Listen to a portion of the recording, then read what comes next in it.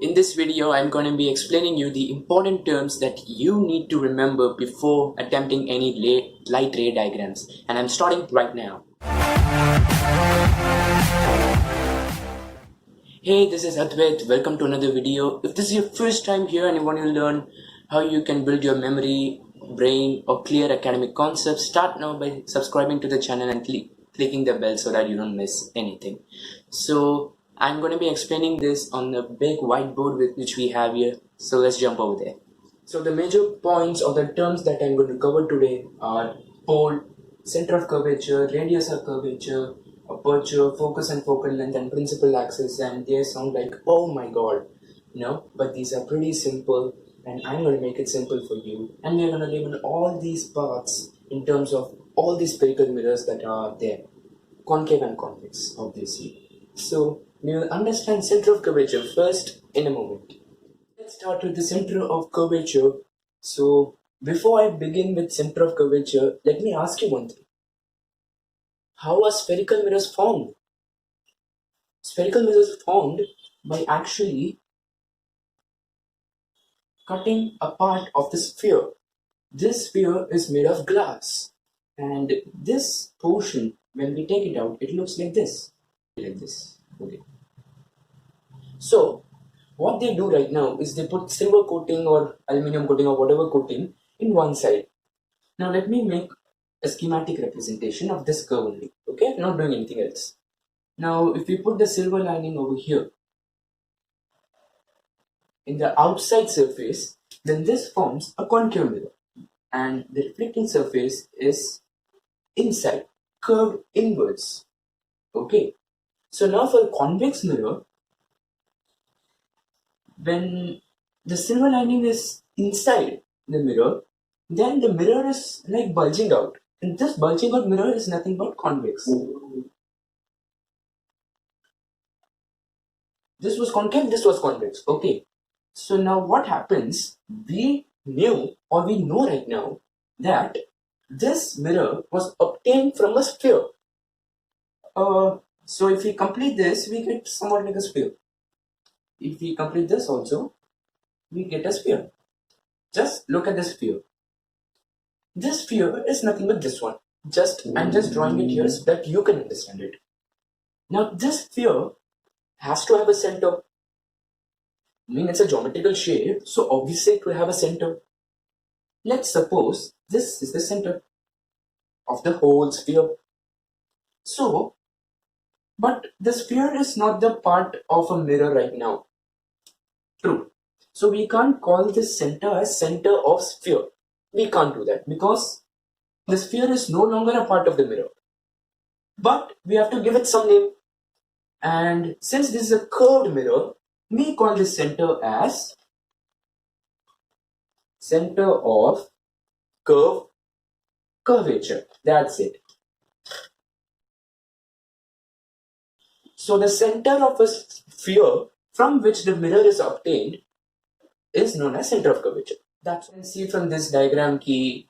The concave mirror has the center of curvature in front of its mirror, or in front of the mirror, in front of the reflecting surface, correct? Because center of curvature is here, reflecting surface is here. So it is in front of the reflecting surface. Now if you look at the convex mirror, we know convex mirror has the silver coating in the part which is curved inwards. That means the outer part is the mirror. We all know that. Now if we extend the sphere or the circle or whatever it is, we can't extend it this way. This doesn't look like a circle or a sphere, obviously. So you should complete the sphere like this. This makes sense because this looks like a sphere. Now this sphere should have a center. Let's mark that center. This center of sphere. But the sphere is no more a part of the mirror. So we call this a center of curvature. So obviously the reflecting surface is here. This is the reflecting surface. But we see the center of curvature is behind the reflecting surface for the convex mirror. But in a concave mirror, center of curvature is in front of the reflecting surface. So This is the entire thing about center of curvature. What is center of curvature again? Is the center of the sphere of which the mirror was a part of, and center of curvature is in front of the mirror in case of a concave mirror, and behind the mirror, behind the reflecting surface in case of a convex mirror. Now we'll understand radius of curvature. Now I don't need any separate diagrams, because if you connect the center of curvature to anywhere on the mirror, on the circumference or boundary of the mirror, this should be the radius, because this was a part of a big sphere. And if we join the center with the boundary of this sphere, obviously we'll get the radius. But now we can't call this a radius of sphere, because sphere is no more a part of the mirror. So we call this radius as radius of curvature. That's all. Similarly, this line which I drew while explaining the center of curvature is the radius of curvature. That's all. So we understood center of curvature as well as the radius of curvature in just few seconds maybe. So that's how easy it is. Don't need to panic with ray diagrams, okay? So now we will move on to the pole, aperture and all those stuff in a moment.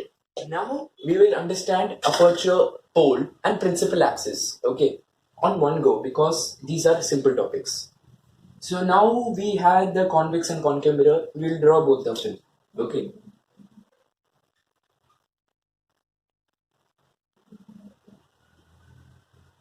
So this one is a concave mirror, this one is a convex mirror, okay. Now the mirror has its own reflecting surface. True, obviously, because that's what mirrors are made for. They should have a reflecting surface.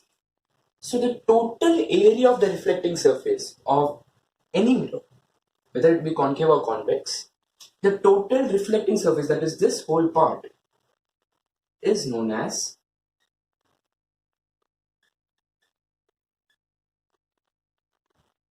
aperture. So the total surface area or the total reflecting surface area of any mirror is known as aperture. Now, this aperture has to have a geometrical center, or if I say it should have some sort of a center, the centermost point, the middle point, or something like that. So, if we look at this 2D figure type, we can't obviously show the 3D figure now. So, if we look at the 2D figure, we can almost guess ki, this should be somewhat the center, because this length is this length equal. So we take it as the center. But if we look in the front angle, we will see that it is the center of the whole reflecting surface. So the center of this whole reflecting surface, that is center of aperture, center or geometrical center of the aperture, is known as pole. So in a 2D figure, we can't obviously show the geometrical center. Instead, we mark a point on the mirror, on the circumference of the mirror, which is center of the boundary itself, or the centermost point of the boundary itself, because we can't show the 3D figure in this way. We are not Superman. So that is why in a 2D figure, we mark a point somewhere in center, and this point is known as pole. Now, let's draw the lens again, or should I say the mirror again? I'll draw the concave one first. This is a concave mirror. We understood center of curvature. Obviously, the center of curvature is not on the mirror, because this is center of the sphere. Center of the sphere of which the mirror was a part of. And we now understood radius of curvature, that is the distance from here to the boundary. This is radius of curvature. We understood pole, which is somewhere here. Cool. Now, we have center of curvature as well as the pole. Now, if we draw an imaginary line, okay, this should be dotted, but yeah, let's make it dotted this way. Okay, so the imaginary line, please pay attention, imaginary line which connects both the center of curvature as well as the pole here is nothing but principal axis. So any imaginary line which connects the center of curvature as well as the pole of any spherical mirror is the principal axis. Now you have a doubt, why can't we name this as radius itself? Because it's connecting the center as well as the perimeter or circumference or whatever you call it. Why can't we just call it radius? Now radius, we can term this as a radius only when this has a specific length or specific measurement. So we can say that radius is, suppose, 10 centimeter. Just assuming, whatever it is. We can say that the radius is of 10 centimeter, but we can't say what is the length of principal axis. Principal axis is a line. It has no ends. It has infinity minus infinity. It will go anywhere in the world. So this principal axis has no measurement. Then how can you call it the radius? Radius should have a measurement. True. So that is why we can't call principal axis as radius. But we can call this part, only this part, as a radius. We can call that. But not the whole principal, whole line, we can't call it that. So now we understood all the stuff relating to the spherical mirror and its components. Now we have to study about the components that is made by the light rays on the mirror. That is focus, focal length, and relationship between focus and radius of curvature. We can study it in a moment. Okay, so now we will understand the focus of concave and convex mirror and the focal length of both of them, and also radius of curvature and focal, the relationship between them, focal length and radius of curvature. Let's take concave mirror. Okay, so this forms a concave mirror. This is the pole, center of curvature. Okay, and we'll draw the principal axis as well. This is the principal axis, pole, center of curvature. Now we will draw some incident rays. Incident rays, these are incident rays, I call them IR. Incident rays which are parallel to the principal axis. So the condition here is the incident rays are parallel to the principal axis. Just remember this while we are doing all those stuff. Now we know that incident ray is parallel to the principal axis. How can we draw the ray diagrams? How can we draw a ray diagram in a plane mirror? We take a plane mirror. If an incident ray is coming this way, we draw normal. Normal is the line perpendicular to the reflecting surface. So then we'll label it as angle I. We will measure angle I. Then we'll measure angle R from here. Because angle of incidence is equal to angle of reflection, loss of reflection. And then whatever angle we get to the normal, we draw a reflected ray. This is how we do. But in this case, how can we draw normal? Interesting.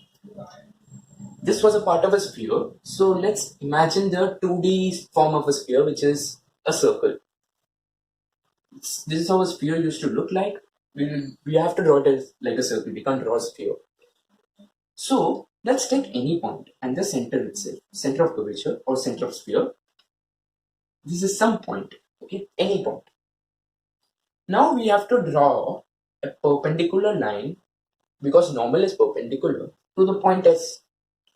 How can we do that? Because it is not a flat surface. No, because it is continuously curving. How can we draw normal? So what we can do is draw a tangent. If you don't know what a tangent means, it is any line which touches only one point on the circumference. Which touches only one and only one point in the circumference. Here the tangent touches only the point S.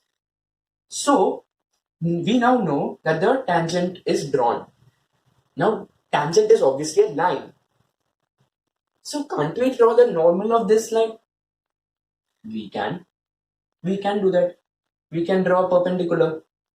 But if we draw the perpendicular, it is passing through the center of curvature. Okay, you think I'm making this up? Let's take another point. Let's name it as R. Okay, now we have to draw normal. Let's draw tangent. Now we can draw the normal to this at point R. Again, this travels to center of curvature. It passes through them. So we now understood that no matter what the points are, if the points are on the circumference, obviously, the normal to that point passes to the center of curvature or the center of sphere. So now if we take the same concept to this mirror, what do we find? That the normal drawn to any point is just a straight line emerging from the center of curvature. So this will be your normal. True. We can just measure angle I and we'll just angle R. We'll measure angle R. Then we can just draw a reflected ray. True. Now we'll take another line. Okay. I'm just rubbing this a little. We'll draw another line again parallel to the principal axis. Incident ray. Okay. So let's take this IR1, IR2. So if this incident ray touches the mirror, so the normal to this is obviously a line coming from the center of curvature. Measure angle I, measure angle R, then draw. Now there's a surprise. The reflected rays of the incident rays which were parallel to the principal axis meet at one common point. They don't appear to meet, they actually meet in case of the concave mirror. This point is nothing but focus.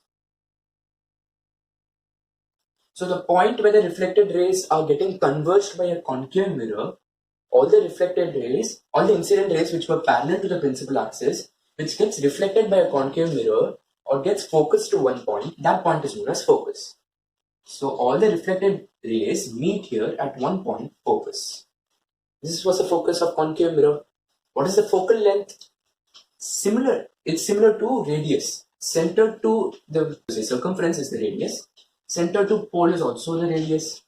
So now focus to pole is nothing but focal length. If I draw it more neatly, if the focus is here and the pole is here, the distance between the focus and the pole is known as focal length. Simple. That's it. Now we'll take the convex mirror. Convex mirror. Okay. Now if we draw this is the center of curvature. Center of curvature is behind the convex mirror. So now we draw an incident ray parallel again. But now what do we see? If we draw a normal from this way, if we angle I, angle R will come this way and will go this way. They are not meeting anywhere. See, if we draw another parallel, another normal, this is angle I, measure angle R. This is appearing to diverge. Then where do these reflected rays meet? That seems there is no focus convex mirror, but actually there is. If you closely observe, if we extend the lines, the reflected rays behind the mirror, it appears to meet at one point. This is the focus of convex mirror. Focus is behind the convex mirror or behind the reflecting surface because the reflected rays don't actually meet in front of the mirror. They are meeting behind the mirror and they don't really meet. So that is why this is a virtual focus and the focus in a concave mirror is a real focus. So the focal length again is the same between the pole and the focus. There's one more thing, the relationship between radius of curvature as well as focal length. So the actual relation is radius is equal to 2 times the focal length. This is theoretically proven or scientifically proven and experimentally proven also. This you have to note down. This is an important formula. Radius of curvature is equal to 2 times the focal length. Now, if you want to clear some concept regarding series and parallel resistors, I would recommend you to watch this video linked on the screen right now and subscribe to the channel also. Thank you so much for watching. I'll see you next time.